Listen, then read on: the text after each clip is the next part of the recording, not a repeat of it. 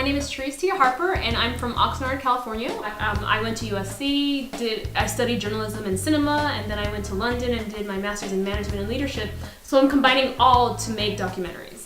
I actually got into film because I got into journalism, and then filmmaking came about because I love movies. So I consider myself more of a journalist who tells a story through film. Yeah, my name's Musaman Morton. I'm from London in the UK.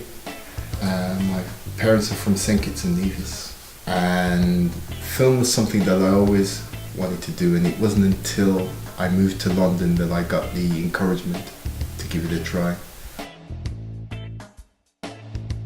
Keith and I met actually quite interestingly enough. I lived in London actually for 3 years, but I did not meet Keith until we both came over to New York for the New York International Film Festival. A film that I made was being screened there, and a film that he made was screened there. Yeah, Charysse's film was about carnival, and in London, Notting Hill, we have a carnival every summer, and it was something that I always look forward to film every year. So instantly I had this connection with carnival. As Keith mentioned, he took my film The Other Side of Carnival and screened it during Black History Month, and I really liked what he was doing, and he said, you know what? Have you ever thought of making a film on steel pan? He just started talking more about it, and we developed it into a documentary. Panomundo looks at the history of the steel pan and its influence around the world. So to get the history, we had to go to Trinidad first, and then we had to raise funds to get to other parts of the world, which are 6 countries that we're looking at. Yeah, so we're looking at all these different countries, how they've taken on pan culture from Trinidad and how they've kind of developed it towards their own cultures. I actually cheated in terms of the whole steel pan aspect because my family is from Trinidad and Tobago, so we always have a steel pan in the house, a tenor pan that no one plays but it's just there. So because I also did The Other Side of Carnival and my film looked at different aspects of carnival, I knew the whole panorama aspect. But as I delve more into the pan itself, I'm learning more and more. But I didn't realize how much passion goes into not only making a steel pan, but being a panist, being an arranger, being a captain. Everything that goes into making a steel band look and sound the way it does a panorama. There's so much work that goes into it that I think people take for granted. Yeah, I knew very little about steel pan. It wasn't until going to Trinidad that I learned that there was a wide world around pan. You know, its existence is not really that old, and there was a struggle behind it in order to make it what it is today. We've been to 5 countries so far looking at the history of pan: England, Switzerland, Japan, Canada, and the US. And what we found is that people enjoy the pan and embrace the pan, but they use it for different reasons and they showcase it in different ways. And it's that community feel, and they just embrace the music and they love Trinidad. Everywhere we go, we know they really have a lot of love for where the instrument came from, and they're familiar with the history and they just really enjoy the pan. The thing that I learned most about the whole pan culture is, we kept having this debate with people that we met along the way about who took it to this country first, who took it, and everybody, oh, we know this person took it there in the 60s and that. But what we actually really learned was, certain groups may have gone there and entertained people, but I think initially the real people who brought it there were the people who took it there and actually showed the people there how to create, how to make the pan. That's where it initially really starts. So when you look back into the history, it's like this person who came from Trinidad or came from London came and he actually taught these people how to make an instrument from an oil drum. The first time we told people that we're doing pan, and this was in Trinidad when we were doing the history, why pan? Why, pan? Really? All that ding ding ding, pan? People just didn't understand why we'd want to make a documentary about pan, and I think that stems from them not knowing where pan came from.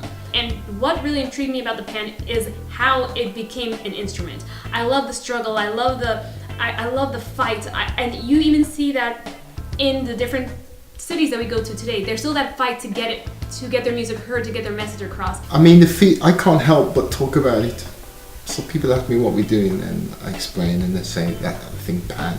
And then you explain some of the histories, and then they think, wow, that's quite interesting. the response comes from sometimes delving a bit deeper into what we're trying to portray. So we're almost 2 years in. We got the idea in October 2011, and we started shooting first in Trinidad in January 2012 until about March 2012. And for the past, I guess, over a year, we've been raising funds, spreading the word in order to raise funds to go to the 6 countries to document Pan in those areas. New York City is where we are right now, and this is our 5th out of 6 locations. Afterwards, we're hitting Nigeria in November, and we are getting ready to wrap up. After this, we just have the editing to get done, and we look forward to premiering it in March 2014, right around the carnival period in Trinidad and Tobago.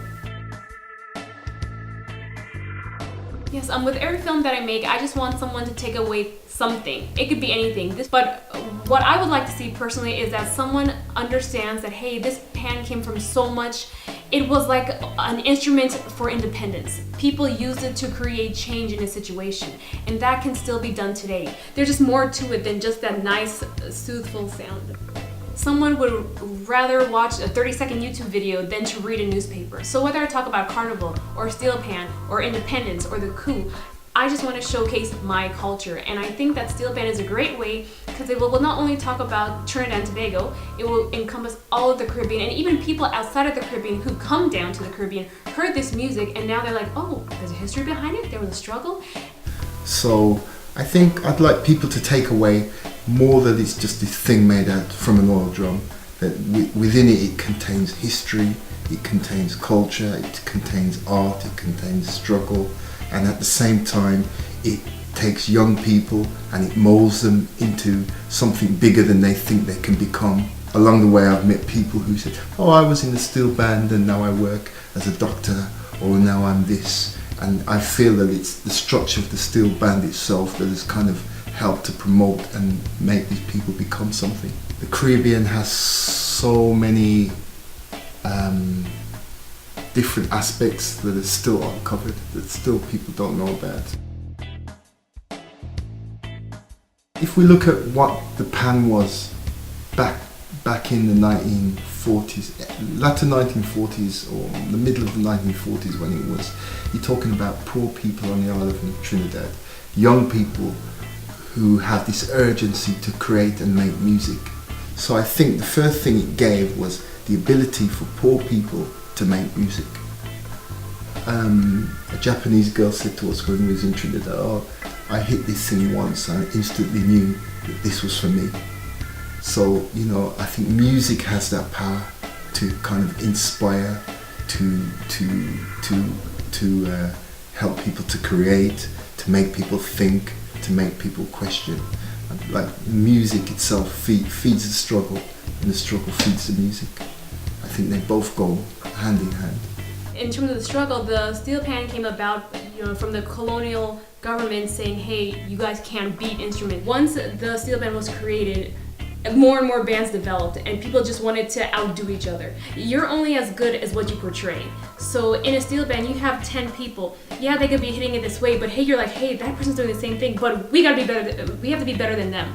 So the way that they're doing it now, it's getting more and more advanced. 20 years ago, it's different from how it was today. And I just think that as the instrument continues to develop, now we have the E-pan, people are beginning to be more into playing the pan, not only to be a better panist, but I think for bragging rights.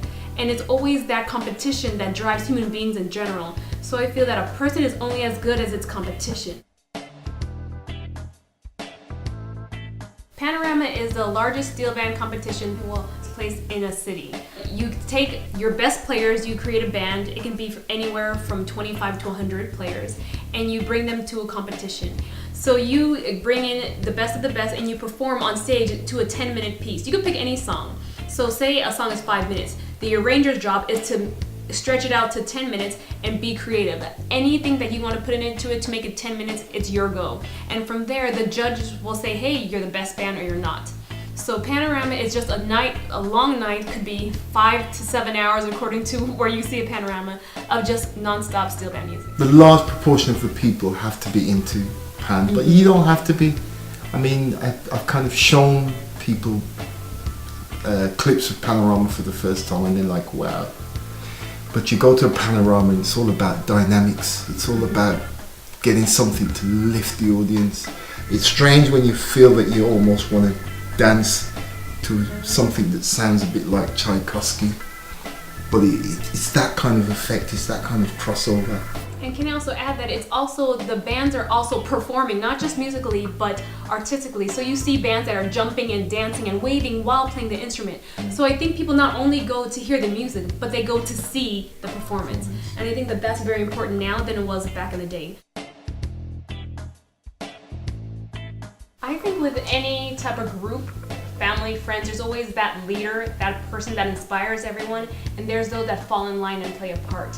Some are mentors, some are the newbies. Everyone has their specific area in the band, and that's what you see bands all over the world. So I think that somebody may come in just feeling alone, but by the end you have that group that is there. At the end of the day, everybody wants to be number one. If you don't want to be number one, there's no sense in being there. And if people around you can get together and make you number one, then that's what people want. That's the love that they get from it. And I think by having that type of, what's the word I'm looking for? That type of encouragement nearby, you're able to form such a tight bond that it seems like you're a family by the end of it. The thing that holds everything in common is music. I think music has this power, and that's the power that it can put in the right place. For me, that's, I decided to make a film about steel pan. It's 100% about Caribbean culture, to preserve my culture. Anything that I do is always to showcase my culture. And I feel that the best way to do it now is through film. We met this tuner, only Japanese tuner in Japan. His name is Ryu Sonobi. He was explaining to me how he got to Trinidad to become a tuner. So he went from Japan to the US to make the connection, and then he got as far as Costa Rica or Honduras, one of them, and he didn't have any money. His money ran out. So he had to stay there for 2 to 3 months, work. He picked up Spanish, became fluent in Spanish, raised the money to go to Trinidad. When he got to Trinidad, he had no money. So he told someone, hey, I'm here to learn about tuning, and they're like, yeah, whatever, because a lot of people came. He's like, no, I'll do whatever. I'll clean the pan yard, I'll sleep here. So he stayed there for 3 months, learned to tune, didn't have any money, so he did like work and get his way back. So he made his way back to Japan, and he started tuning there. And he said, if someone who says that they want to tune, they just can't come, oh, hey, I want to be a tuner. He's like, no, show me your passion. Get to Trinidad, come back, show me you want to do this, because I did do it. And this was back in the 90s where things were a lot difficult. Now you have the internet where you can get help, but he's like, no, I had to go on my own. So this instrument touches people so much that they do such a travel to learn more about the instrument, to tune an instrument. And I just think the passion in that is unbelievable. I definitely hope that people would be interested in playing pan after seeing this film, because I'm not a pan player, and just making this film has inspired me to play pan. Every time I see a band, I'm like, oh, I want to jump on, I want to do this, because it's all about that family environment with the steel band, and I love that. I hope the film would inspire all the pan communities to work together, that the people of Switzerland can inspire the people of New York and vice versa, and they can inspire each other and build a bigger and a better community worldwide. Right now we're in New York City, our 5th journey out of 6 in terms of finishing this film, and we have Nigeria in November, so we're in the latter part of production. We plan on going back to Trinidad in December to wrap up, and then from there we're going to spend the next 3 months editing. We're going to have it perfect to premiere in Trinidad and Tobago in March 2014. From there we are going to go back to every country that we hit and screen it there, premiere it there, as well as enter it into Caribbean film festivals and going to places that either have a big Caribbean community or a big steel band community. We just really want to showcase this film as many places as we can. Making any film on an independent basis is difficult. I'm not gonna lie, you're working 20-hour days, you're doing so many things to try to raise funds to either travel, get equipment, but if you really are passionate about the subject, stay with it. If at any point you feel that, you know what, I don't really know if I want to do this, I don't know if I'm that into the story, then stop. Because if you continue on and you make a story that you don't like, it's going to really hurt you. So I say really know your story and your subject matter before you proceed. But filming in the Caribbean is awesome. It's not like filming in Southern California where everyone's filming and everyone's going to harass you for a permit. You're down in a culture that's very relaxed. Everyone is really interested to see what you're doing and why you're doing it. We were in Trinidad and Tobago and we said, hey, we're filming. They're really intrigued by why you would come and talk to them. So I think definitely be open, be respectful as well. So just let people know what you're doing, be honest, but definitely have fun. Because Keith and I have encountered many tough times in all the different cities, countries that we've been to. But it's very important to maintain a positive attitude and laugh. It's kind of like live the dream, they say. And I think in anything you do, it's going to be hard. Nothing in life is easy. And I think if it's something you really want to do, you have to persist. It is about persistence. I think everybody that we've admired in life that's done anything great has been through these kind of struggles. The person that I really admire the most is Scorsese, I think. More or less everything that he ever does I kind of like. He kind of brought a reality to drama that I liked. I like drama that looks a bit, that you could almost think that you've seen it before, or you've been there, or you can imagine it happening. And I don't look up to anyone, not because I think I'm the greatest, but because everybody has done something. But people in general, collectively inspire me to do what I do. Hello everyone, I'm Charysse Harper. Thank you very much for taking the time to watch this interview. We are still looking to finish Panomundo and we would love your support. You can go to www.exploretheworld.biz, and that's explore the world without the first E. There's a place there to donate. If you have any questions, feel free to shoot me an email. It's ch.exploretheworld@gmail.com. If you want to contact me, you can contact me on Facebook. I'm Keith Musaman Morton.